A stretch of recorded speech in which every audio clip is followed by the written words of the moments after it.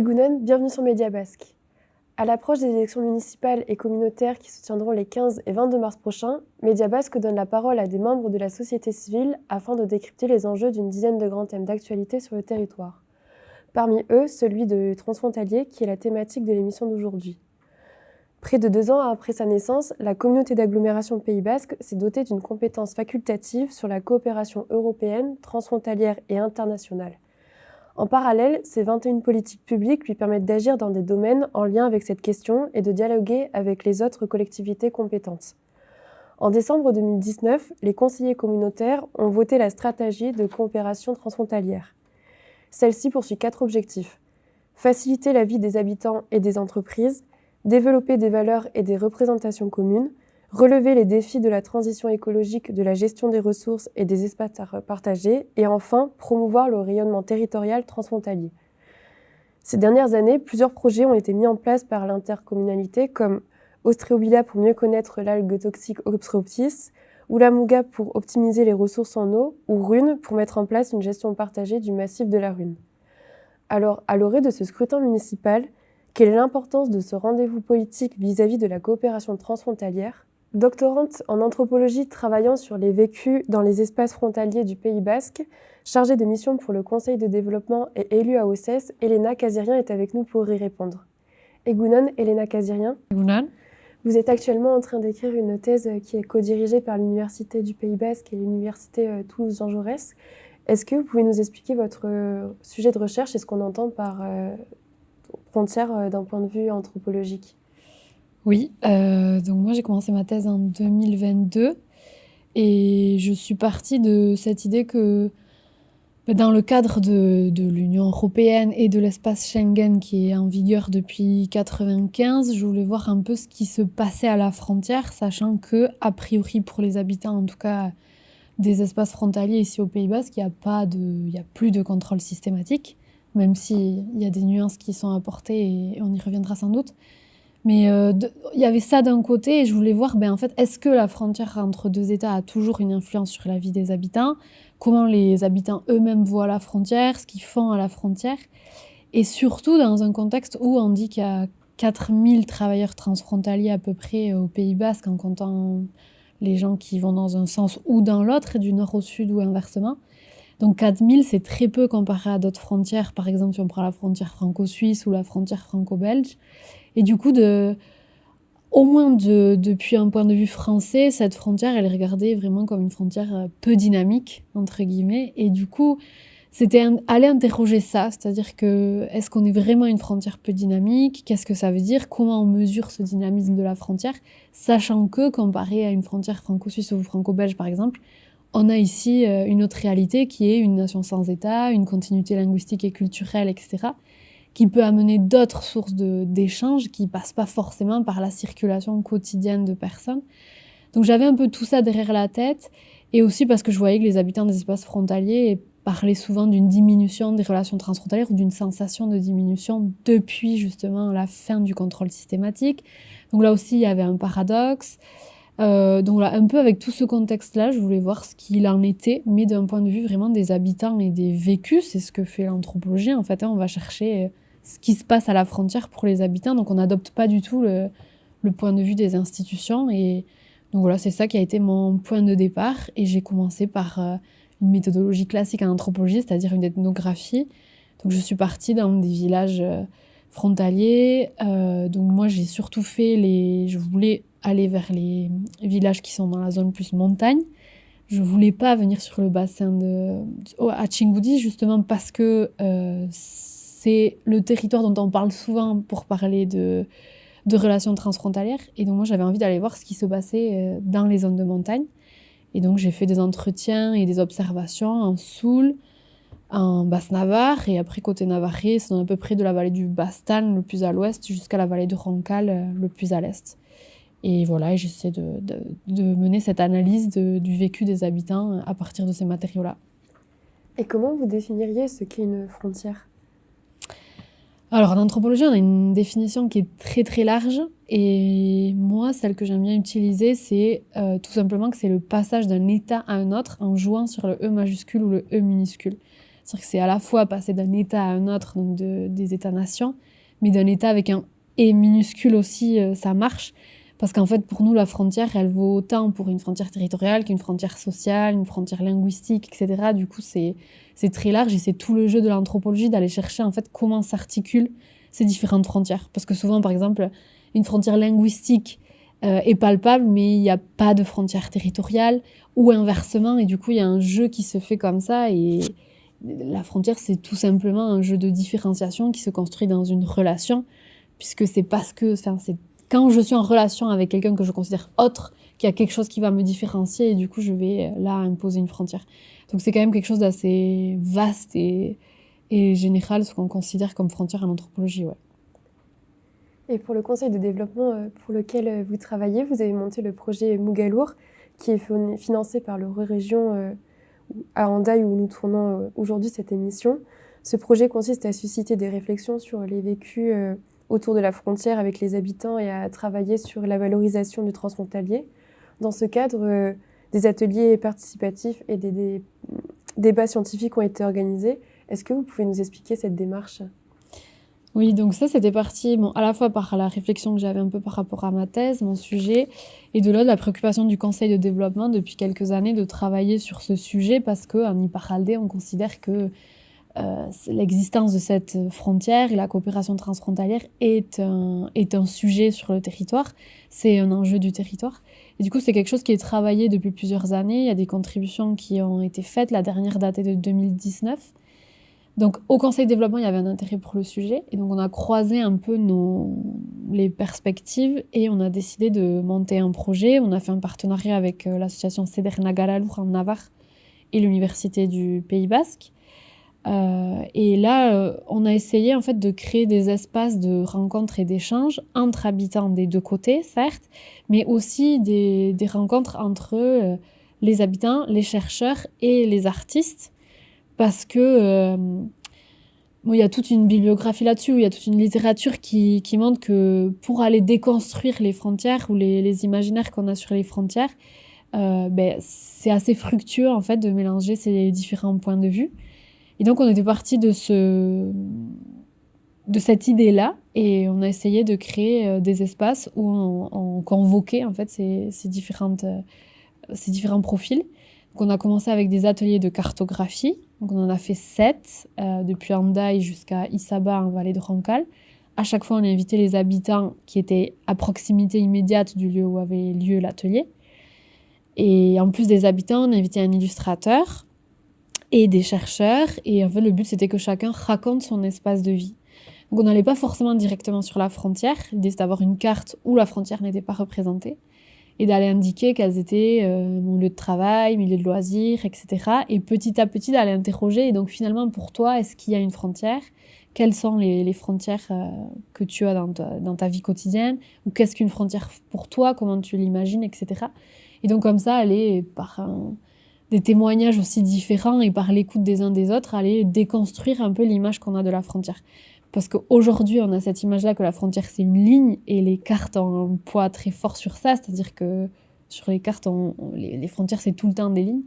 Mais quand on va interroger la vie des gens, c'est beaucoup plus complexe que ça, souvent, et les imaginaires de la frontière sont beaucoup plus larges que ces lignes-là, qui en plus parlent d'un rapport de pouvoir, parfois de violence aussi, et chose qui est très réelle aussi sur notre frontière ici. Donc voilà, l'idée, c'était d'aller par ces échanges collectifs et de profils différents, d'aller essayer de déconstruire en fait cette image qu'on a de la frontière, qui une frontière n'est jamais naturelle, c'est toujours une construction et sociale et territoriale, et essayer pourquoi pas de proposer d'autres imaginaires qui soient un peu plus souhaitables en fait. D'après vous, comment la frontière est vécue ici au Pays Basque ? Moi je pense que ce qui est à souligner, c'est qu'il y a vraiment une diversité de vie à la frontière. Et on est souvent dans cette obsession d'aller chercher pourquoi est-ce qu'on a cette sensation d'une diminution des relations transfrontalières, etc.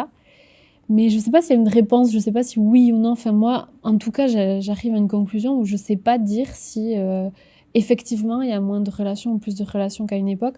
Ce qui est sûr, c'est qu'il y a vraiment une diversité de vécu qui est assez incroyable. C'est-à-dire qu'on peut vivre dans un même immeuble à Hendaye deux voisins et peuvent avoir deux conceptions très très différentes du territoire, dont un ne va jamais passer la frontière parce que, par exemple, cette personne-là n'est ni bascophone ni hispanophone et vit, travaille, fait tout plutôt côté nord et a dans sa tête plutôt une conception nationale qui renvoie aux frontières de la France, alors que l'autre est soit bascophone, voire hispanophone, donc trilingue, va peut-être passer la frontière tous les jours pour aller travailler, a un conjoint, une conjointe qui est de l'autre côté.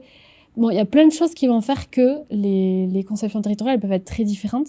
Et donc là, je prends le cas d'Andaï, mais ça peut être aussi vrai pour deux Souletins qui habitent dans un même village et où une personne va passer toutes les semaines la frontière et une autre non. Et pourquoi je dis ça, c'est parce que souvent, on a cette image qu'en zone montagne, il y a beaucoup moins de relations, que c'est beaucoup plus difficile qu'à Tchingoudi, justement. Et je crois que ça aussi, c'est à déconstruire finalement, parce que en partie, la frontière, c'est quelque chose que nous aussi on construit socialement. Enfin, on participe en tout cas à sa construction par les représentations spatiales qu'on a, par les pratiques qu'on a, par le vocabulaire qu'on utilise. Si on parle d'iparaldé, ben forcément, ça renvoie à un égoaldé, parce qu'on a un côté nord et un côté sud. Donc, où est-ce qu'on situe le territoire? Ça aura une influence sur toutes ces conceptions, ce qui existe aussi dans l'imaginaire de notre tête. Comme parfois, c'est pour ça qu'au début, je parlais du dynamisme de la vie transfrontalière. C'est parfois les médias qu'on va aller écouter ou lire tous les jours ont aussi une influence sur les conceptions territoriales qu'on a. Donc forcément, si on va consommer les médias en euskara, mais plus facilement vont nous venir des informations de tout le Pays basque. Alors que si on n'écoute que des médias en français, ben peut-être on aura beaucoup moins d'informations à l'échelle de tout le Pays basque. Donc il y a plein de choses qui entrent en jeu et qui font que cet espace transfrontalier existe ou n'existe pas pour deux personnes qui habitent pourtant un même espace, en fait.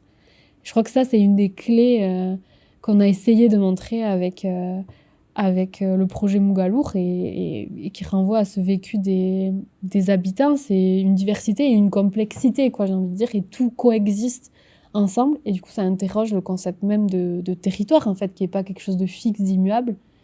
Et du coup, c'est là qu'on se différencie d'une conception institutionnelle du territoire, qui va forcément avoir un territoire fixe. C'est normal, on met en place des politiques publiques sur un territoire qui est donné, fixe, et une institution renvoie à un territoire. Mais la vie des gens, non, jamais. Et c'est une autre couche, quoi, j'ai envie de dire. Et c'est cette complexité, cette diversité, je pense, qui est intéressante à souligner. Et justement, du point de vue institutionnel, aujourd'hui, qui sont les institutions qui sont actrices du transfrontalier? Déjà, j'ai envie de dire la coopération transfrontalière, pour moi, en tout cas d'un point de vue anthropologique, c'est un pan de la réalité de la frontière. Parce que pour nous, le sujet, ça reste la frontière. Et c'est un peu le prétexte de ma thèse et de toutes ces questions-là. C'est-à-dire qu'on a une frontière entre deux États. Et donc, à partir de là, on essaie de voir ce qu'on fait avec ça.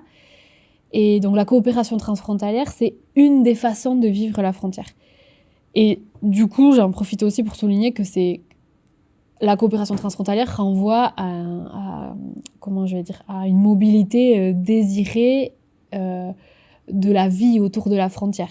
Or, on sait qu'il y a toute une autre population qui a du mal à passer cette frontière, voire qui est non désirée, et du coup, pour qui la coopération transfrontalière n'est pas du tout accessible non plus. Donc avec ça, je veux montrer que la frontière, c'est toujours un filtre aussi. Elle n'est jamais ni ouverte ni fermée. Il y a toujours un rôle de filtre qui se fait à la frontière. Donc la coopération transfrontalière, je crois qu'elle est vraiment à situer dans ce contexte-là. Elle concerne une partie de la population et c'est tout un contexte qui va favoriser ça.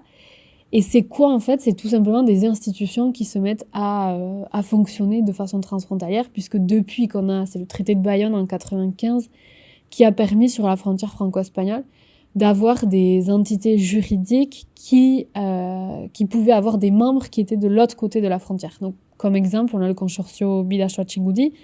Le Consorcio, c'est une structure de loi espagnole, mais la ville d'Hendaye peut faire partie de ce Consorcio, par exemple. Inversement, on a l'association Chareta, qui est une association loi 1901, donc qu'on connaît dans la loi française, et les communes de Sougarramurdi et de Baïtchalar du tout, Sougarramurdi et Urdasubi, sont membres de cette association loi 1901. Donc en fait, on permet ça, c'est-à-dire que la coopération va permettre à des institutions juridiques de fonctionner ensemble et d'imaginer par la perspective du droit cette possibilité de coopération. Du coup, forcément, pour moi, la réponse est d'abord les institutions. C'est-à-dire que toutes les institutions, tout d'un coup, peuvent venir sur cette scène-là de la coopération et elles peuvent coopérer entre elles. Mais bien sûr que c'est pas les seules, dans le sens où on peut pas non plus dissocier de la vie des habitants qui ont une vie qu'on peut qualifier de transfrontalière. Mais en fait, ça, c'est assez nouveau. Et souvent, quand on discute avec plein de gens, ils nous disent, en fait, on a depuis toujours une vie transfrontalière, mais on la qualifiait pas comme telle parce que avant, on parlait pas de transfrontalier. Il y avait une frontière et toute une vie autour qui était plutôt de l'ordre de l'informel, voire on fait beaucoup référence à la contrebande, par exemple, mais en fait, il y a une géographe qui parle d'espace du changement. C'est-à-dire qu'avant, c'était un espace proscrit. Aujourd'hui, c'est un espace prescrit. Et je crois qu'avec ça, on comprend assez bien ce qui se passe de ce point de vue-là. Du coup, la coopération transfrontalière, pour moi, c'est quelque chose de nouveau qui est asitué et en même temps, ça renvoie à une réalité qui a toutes ces plein de couches dont on a parlé au départ, de différentes couches du territoire et qui se fait dans ce contexte-là, en fait. Et est-ce que d'une manière ou d'une autre, ces frontières créent des complications ? Oui, bien sûr. Une frontière est toujours présente, comme j'ai dit au début, elle disparaît jamais. Il y a pas mal de chercheurs qui ont parlé du retour des frontières et il y en a d'autres qui critiquent en disant non, elles retournent jamais, elles ont jamais disparu. Et on n'a jamais été d'ailleurs dans un monde où on a autant de frontières. Depuis 91, c'est pour donner une idée parce qu'on date à peu près à cette période-là, le début de la mondialisation avec cet imaginaire du sans frontières. Depuis 91, il y a à peu près 27 000 km de frontières qui ont été créées dans le monde. Donc c'est énorme, donc ça concerne de plus en plus de gens. Donc ces réalités à la frontière, elles sont très diverses, elles concernent beaucoup de gens et forcément elles amènent avec ça des difficultés et des barrières. Ici, quand on interroge les gens, forcément c'est les barrières administratives et juridiques qui viennent en premier lieu.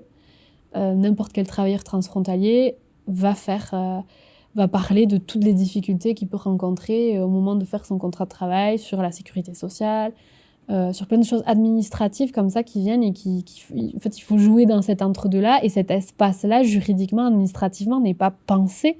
Il y a pas le cadre européen, il fonctionne avec les cadres des États-nations. Donc ça, effectivement, c'est des barrières qui reviennent constamment. Et en fait, dans même des projets de coopération transfrontalière, c'est une réalité qui est constamment là. C'est qu'on a tout le temps, on fait face à deux réalités administratives et juridiques différentes. Et il faut faire avec, donc c'est tout un jeu complexe qu'il faut réussir à trouver des combinaisons pour sortir de là, puisque c'est un impensé en fait. Oui, est-ce que les institutions peuvent agir face à ces problématiques ?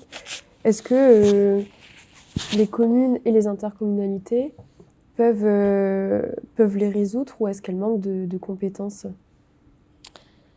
Alors là où c'est sûr, c'est que ici, et si on parle de l'euro-région, c'est que c'est quelque chose qui est souvent mis sur la table, c'est qu'il y a une asymétrie au niveau des compétences.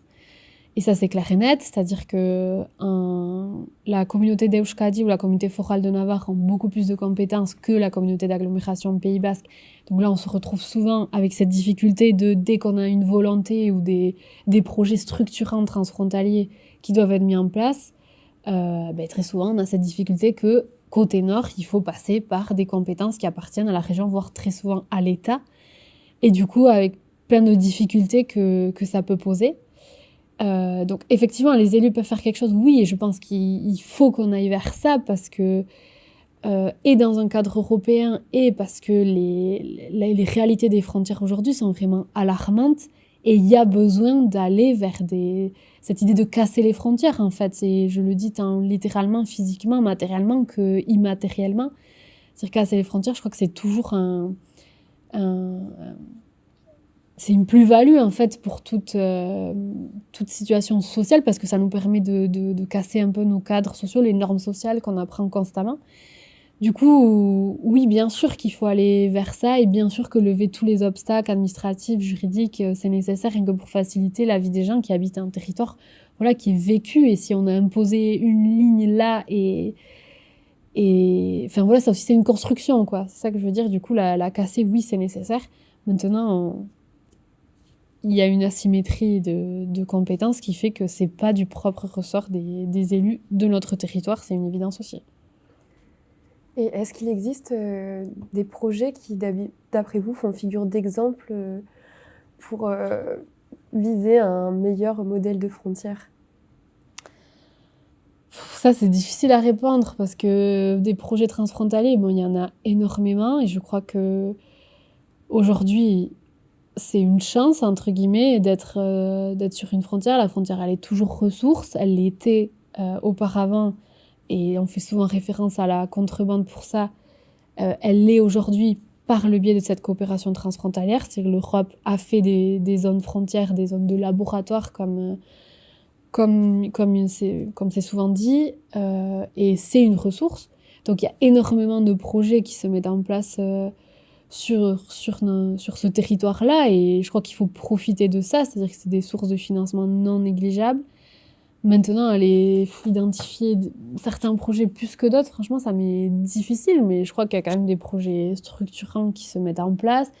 Mais en plus, ils ont tous leur place, je crois, parce qu'il y a des projets qui peut-être vont durer qu'un an, qui vont être des projets à très petite échelle ou qui vont concerner un sujet très concret, voire voilà, quelque chose qui se fait vraiment momentanément et qui s'inscrit dans un contexte. Et d'autres qui vont être des projets beaucoup plus gros, avec beaucoup plus de partenaires, qui vont concerner l'ensemble du territoire du Pays Basque. Mais je crois que tous sont nécessaires et qu'il y a un peu cette idée de laboratoire de la frontière, en fait. C'est plein d'idées, de projets qui émergent et à la fois de la société civile, comme l'Eurorégion qui met en place des appels à projets à destination des associations, etc., qui sont des appels à projets assez faciles, entre guillemets, assez facile à gérer comparé à une machine comme le POCTEFA où c'est administrativement, juridiquement, c'est beaucoup plus complexe et c'est aussi des fonds beaucoup plus importants. Mais je crois qu'ils sont au final tous nécessaires et qui renvoient justement à cette vitalité de la vie transfrontalière qui se mesure pas aux seuls 4000 travailleurs transfrontaliers qui existent sur le territoire, il me semble. Donc pour vous, la coopération transfrontalière peut être perçue comme une ressource? Oui, clairement, oui. Et en premier lieu parce que c'est source de financement, en fait. Et je crois qu'il faut en profiter, entre guillemets, et le voir comme tel, oui. Après, il y a une autre question aussi derrière cette idée de ressources, je crois, c'est ce débat qu'il peut y avoir.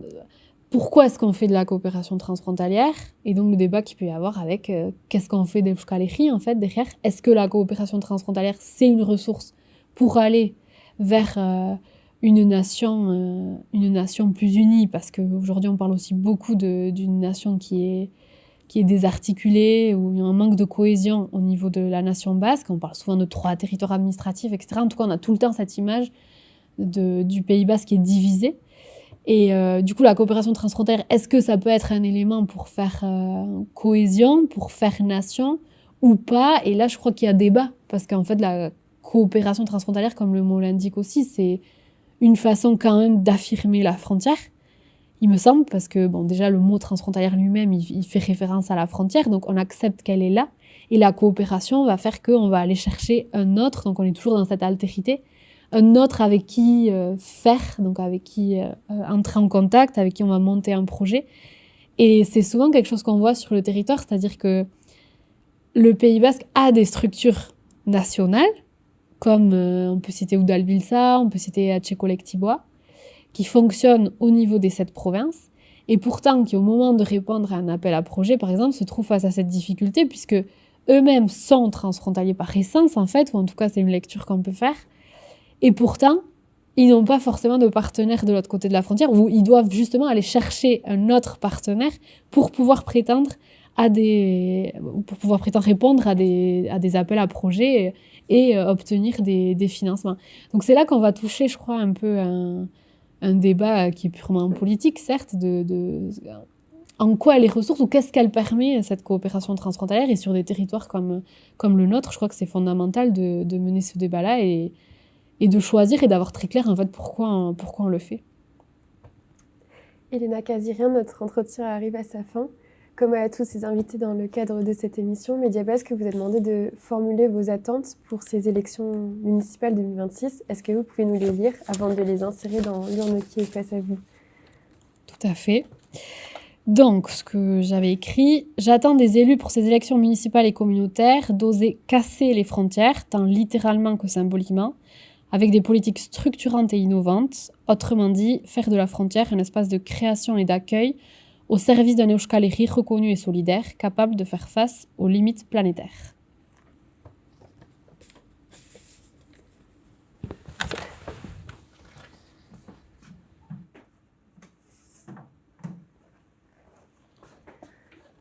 Milish Karanitz, Elena Kazirien, Lashter Arte.